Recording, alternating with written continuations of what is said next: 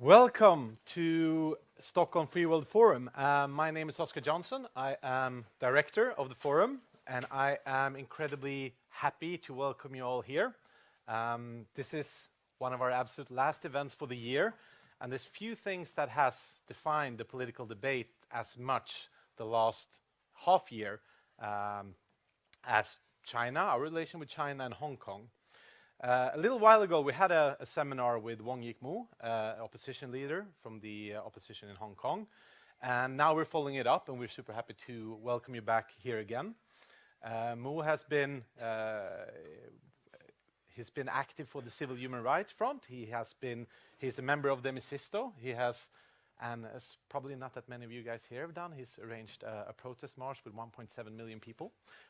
And 1 million and 2 millions. And one with 2 millions. So we still have some learning left to do on how to mobilize people. With that, we also have the party leader of the Moderate Party, someone who's been more engaged in China questions than I would say any other party leader in Sweden, Ulf Kristersson, who will reflect on. First, Mo will give a presentation, and then Ulf will reflect a little bit on, okay, well, what does this mean for Sweden? Incredibly topical questions, as we are approving our new China strategy. That was not really a strategy, but it was supposed to be a strategy. Ulf will talk more about that. But then also what we, as Sweden, and what we as the EU can do, something that has been incredibly politically salient the last year. So without further ado, I will give the floor to Mo. I'll just mention that what we're going to focus on today is a bit setting the baseline of the problem, of the protests in Hong Kong. How do they look like? How have they changed? And also what has changed a little bit since you were here the last time. One of them is, of course, the election, which was very good news. The Pro-Democracy Alliance went from 124 to 388 seats, whereas the Pro-Beijing Alliance went from 331 seats to 89 seats. So we're going to have first a speech by Mo, and then a speech by Ulf, and then we'll have a discussion and Q&A. So please welcome Mo with a warm applause. Thank you very much. Thank you for the invitation for your forum. Well, first thing I have to clarify is that I'm not the leader, and especially in this movement, we don't have a leader. So everyone is the leader. They take part in this movement, and this is very core part of this movement. Well, so the first thing I would like to introduce is the background of Hong Kong and its relation to democracy. So as you know, Hong Kong has been a colony of the UK for 150 years. So before it's handed to China, something called Sino-British Joint Declaration was signed, and it promises that Hong Kong will have democracy. And actually, in our basic law, it also says that Hong Kong will have democracy, so a direct election of the chief executive and also our parliament. But until now, we don't have it. So now the chief executive is elected by a committee of elites that's comprised of 1,200 people, representing 7 million people to elect our head of government. So there's not democracy. And also in our legislature, half of them are elected, directly elected, and the other half are also elected by professional groups. And this way, China can very easily manipulate everything. So that's the background of Hong Kong. And in the past few years, there are some huge erosion of rule of the law. For example, interpretation of Hong Kong basic law. So when China says, no, the law doesn't say this. We have to accept that China interprets on our law. And they've disqualified legislators and also candidates who wish to run elections. So high-speed railway in Hong Kong, in the center of Hong Kong, that's huge debate because they put Chinese police officers to work in Hong Kong, which is illegal. And by doing so, they also breached our rule of law, something like that. And now I would like to, once again.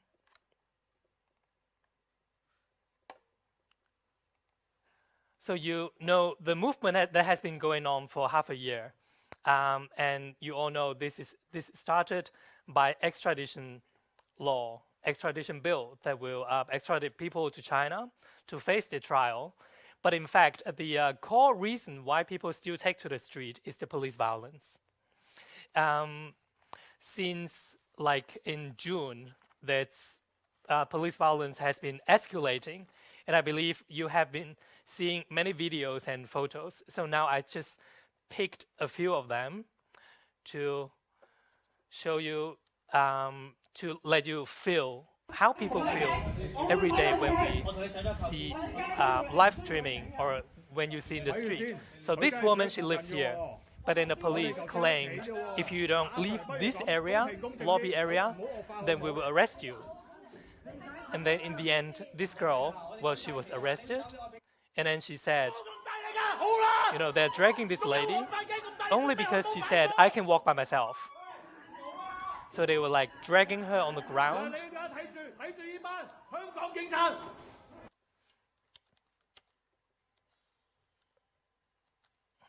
Oops.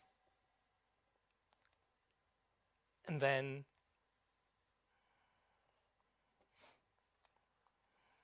they're dragging protesters in the street so they don't feel anything when they're treating humans not like humans. And they even attack elderlies, as you can see from the video. One Oma, like one granny, was begging the police to stop hitting people, and they simply push her on the ground. Well, I think she's around my mom's age, and this is how Hong Kong people feel when their friends, families are attacked by the police. Something that I really need to talk about is the tear gas. Until now, 10,000 tear gas canisters have been shot in Hong Kong. Just one night during the Chinese-EU, I would call battle, 2,500 tear gas cans were shot in one night. And something that's really terrible about the new tear gas is not only because they're expired, it's also because they are made in China, which will make it more poisonous because they use zinc and use aluminium to heat up the chemical, which will emit more dioxin and cyanide, which you are familiar with. From this picture, we can see it's when it touches water, it will become blue. It's because of the chemicals inside. And it's so hot, it can melt concrete. And this guy was shot by tear gas. Sometimes they will become fireballs. And this first aider was shot by the tear gas, and this is what happens to him. Sorry, some pictures were not properly uploaded. And also there are triad attacks in Hong Kong, which we believe, well, we have evidence already that they were colluding with Hong Kong police. And in fact, Hong Kong police are very famous for colluding with the triad members. We have a very long history of that, and everybody knows that. And so when 400 triad members went to one metro station to attack people indiscriminately, including elderly and kids and pregnant women, the police, they turned a blind eye on it, and they lied about not seeing things happen. But in fact, some video footages show that police vehicles were patrolling in that area. So that's why this is one of the turning points in July on the 21st.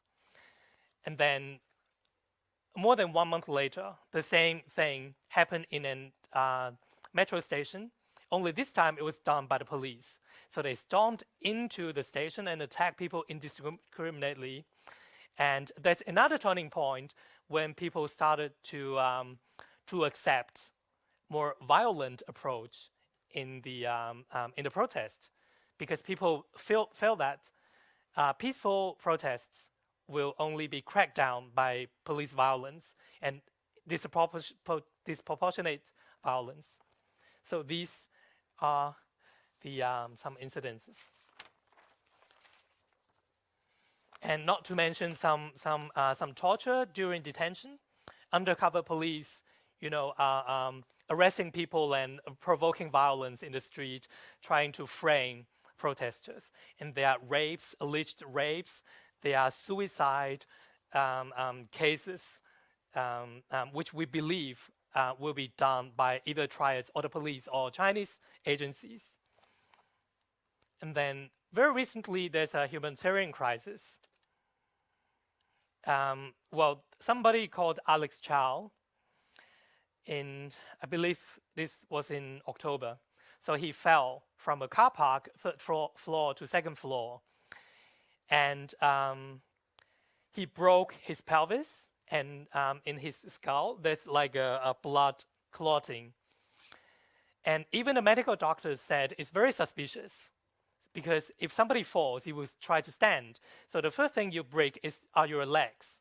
Instead, he broke his pelvis and his head. So it's very strange that one person will hit the ground with these two, these points. And the police, they refused to investigate the case. And in fact, the ambulance was delayed for 30 minutes by the police, which caused indirectly the death of Alex Chow. And I believe this is the first case that the police directly caused the death, at least obviously. And then in PolyU, which you might have heard, there's a siege around the university. So they threatened the protesters to use deadly means to attack the university. And even the medical doctors, as you can see here, it says doctor. Some of them are nurses or emergency medical technicians. They were arrested for rioting. But as we know, according to international standards, out of humanitarian reasons, doctors and nurses, they are needed in such kind of places. Yet the police arrested them and charged them with rioting, which can lead up to 10 years of imprisonment. And then the police, they also lied about inviting Red Cross to provide medical services inside of the campus.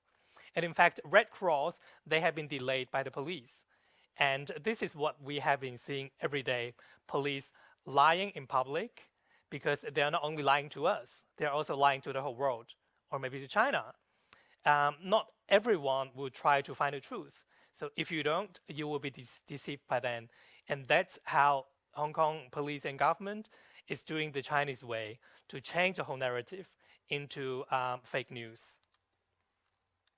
And this is a stampede, which was caused by the police. So people are piling up. Some could not breathe. Some broke their legs or their rib cage. And the police obstructed the firemen from rescuing. And in private companies, as you might know, these are not news that happened a few months ago. So Cathay Pacific, for example, is one British-owned, UK-owned company, flight company, and they had to fire at least 30 employees just because they supported the movement. And they also encouraged their employees to report on each other, to record what they say during work, and then to deter. So this is white terror happening. So election, right? We won 86% of the seats in the election. So you can see from left-hand side. So it's basically red. And this time, it's basically yellow. Yellow is our color, and red is, China. So we put it in red. So some people will ask, some people might ask, why, are you afraid of losing support by the voters, by the citizens? Because in the street there are some blocking of roads, and there are some apparently violence, like breaking, vandalism of some targeted shops. But then this picture and these results tells you exactly how people think. So regardless of the slightly escalated violence by the protesters, people still vote, and we've won 86% of the seats. So people have spoken. They would rather accept the violence by the protesters to the violence by the state, by Hong Kong government, and by the police. But then, are we satisfied by the election result? In fact, if we look at a figure, or this, we have gained more than 1 million votes, which is great because people finally come out to vote. Because in the past, they felt helpless, hopeless. Even by voting, they felt this could not achieve anything. And this time, they are angry by the government, so this is why they come out. And if you look at the votes by the pro-Beijing camp, actually, they have received also a huge amount of votes. And in fact, there are different means to win the election by the government. For example, many voters are registered at someone else's address, because in Hong Kong you have to register.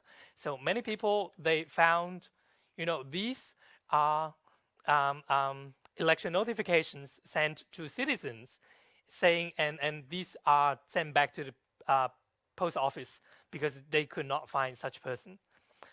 So you can imagine how many people are registered by the Hong Kong government to different addresses, which these people actually do not exist, or maybe they are transported from China. And in the polling station, some people found their ballots being used, meaning someone used their ID cards or a copy of their ID cards to vote, so that they cannot vote again. So this means the coming election next year in the legislature will be very crucial to the whole movement, and it's not guaranteed that we will win the next election. And also DAB, the biggest political party in Hong Kong, pro-government of course, they were proposing that Hong Kongers who live in mainland China should be able to vote in China, which is of course a huge problem because there's no monitoring and they can basically do whatever they want. Yeah. And the government is saying that they are studying the legal status of such arrangement. So that's something that we're afraid of. So I just want to mention two more things. So how do we combat this situation, except for more of street fighting or protest? The first thing is called yellow economy. I think I failed to upload a photo, but anyway, so yellow economy is we consume by our conscience. So we know some shops, some restaurants, they support the movement. So we have a list, and we even invented an app so that you can choose, you can search for such restaurants because you have to eat every day. Yeah? And so by doing this, it's a very low cost kind of protest because you don't have to bleed. You don't have to be arrested and go to prison for 10 years. You don't have to be beaten till your bones fracture. You don't have to be raped. So people are very happy doing this. And we hope this kind of concept will be expanded, not just to Hong Kong, but also to the whole world. So when you consume, you will consider the product of, if it's pro-democracy, pro-human rights, or some products, the capital behind it, the investment behind it, are they torturing people like in East Turkestan, in Tibet, in Hong Kong? And the last thing I would like to mention is the Magnitsky Act. In the US, sorry for the, in the US, they have passed a US Hong Kong Human Rights and Democracy Act. In Australia, they are starting to talk about Magnitsky Act again. Netherlands, they have passed their national version. And in Baltic states, they also have it, only not targeting China. So we hope, I think the EU is also discussing this. So we hope EU and Sweden and other European states will pass the Magnitsky Act to deter China, to send Hong Kongers and Hong Kong government and China a signal that this has to stop. So thank you. This is the end of my presentation.